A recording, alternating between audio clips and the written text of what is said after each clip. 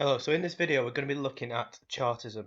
Okay, so this links to a lot of the stuff we've been studying recently in terms of the Industrial Revolution, Empire and the conditions during this time.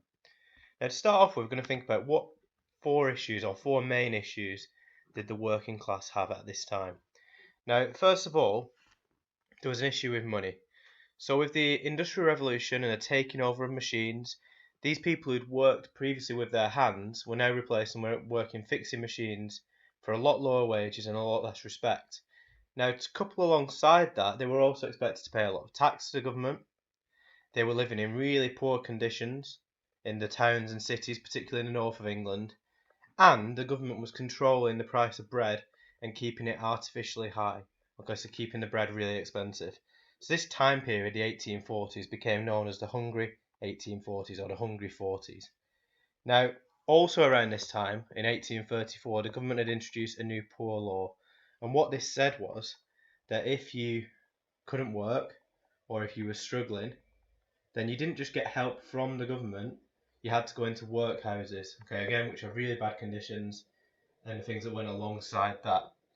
Now, the working class people at this time saw that the answer to this was Parliament, because all of the laws in this country are made in Parliament by members of Parliament. So if these people could get the right to vote, they would be able to influence the decisions that were being made and correct some of the problems that they were facing here. But at this time, they weren't able to vote, and Parliament was very much controlled by the wealthy in Britain. They were the only people who could vote, and they were the only people who could become members of Parliament.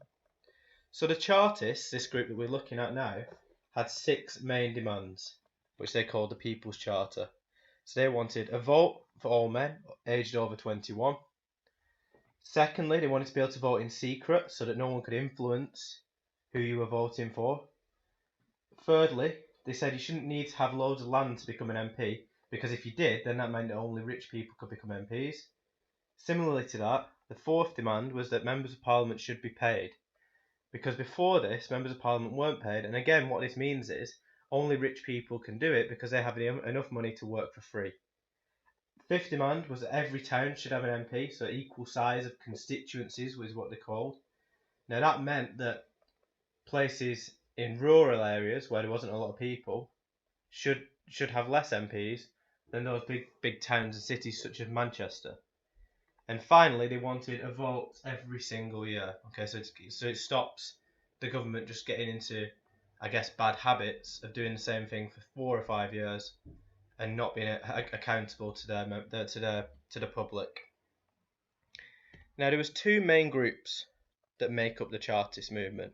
You have the moral force Chartists, who were largely peaceful, and they tried to achieve the six demands through things like petitions, letters, and marches. And then secondly, we have the physical force Chartists, and they were, as in the name, quite violent. So they would go up onto the moors and practice fighting. They would take part in uprisings, for example, in Newport. So again, there's two quite different groups here. And just to give you an example of the government's reaction to this, we're going to look at this man now, a man called William Cuffay. Now, he, after the 1848 petition, which had 5.7 million signatures, okay, so 5.7 million signatures, he was arrested after this petition by the government, who said that he was trying to plan a rebellion. And this happened to quite a lot of Chartist leaders, with some of them being deported to places like Australia at the time as well. So the government tried to crush the Chartist movement and also ignore stuff like the petitions. Now, when we think about was it a success, I think it's quite clear to say that in the short term, the Chartist movement was a complete failure. It didn't achieve any of the demands at the time, and that, like we said, a lot of the leaders were imprisoned or sent on transportation to Australia. However, in the long term, you could say that this was definitely a success. If you look at the six demands, if we just go back to them quickly, we have all six of those demands, apart from number 6, a vote every year. We have elections every 4 to 5 years. So in the long term, all of these demands have been achieved. And also, in the long term, it inspired other movements, for example, the women's suffrage movement, which we'll look at a later date. Thank you.